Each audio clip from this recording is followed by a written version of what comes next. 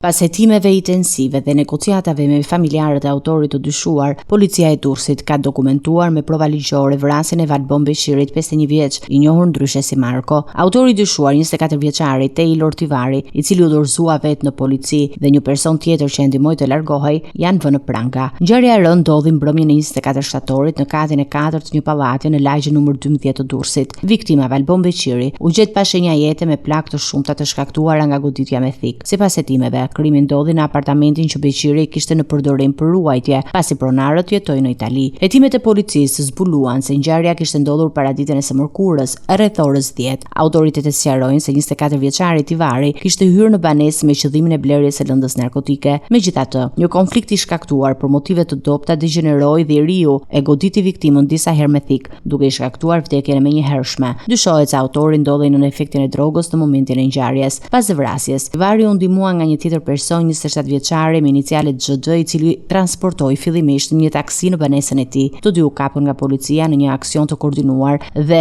përballen me akuza të rënda penale. Viktima i martuar dhe babai i një djali të mitur ishte banues në lagjen numër 16 të Durrësit. Ai ishte i njohur në komunitet dhe krimi ka shkaktuar tronditje mes fqinjeve dhe banorëve të zonës. Prokuroria ka marrë në dorë materialet procedurale dhe ka ngritur ndaj Tivarit akuza për vrasje me dashje dhe prodhim e shitjeve pa leje të armëve të ftohta. Bashkëpunëtori i tij akuzohet për moskallëzim krimi dhe për kraje autorit të veprës penale. Deri në këtë fazë, bashkëpunëtori nuk ka pranuar akuzat e ngritura. Hetimet vijojnë për të dokumentuar të gjitha rrethanat e ngjarjes, për të identifikuar çdo person që mund të ketë ndihmuar në kryerjen e kësaj ngjarjeje dhe për të zbardhur motivet e sakta të konfliktit që çuan në vrasje. Policia dhe prokuroria po shqyrtojnë gjithashtu mundësinë e lidhjes së krimit me aktivitetet palishme të shpërndarjes së lëndëve narkotike në qytet.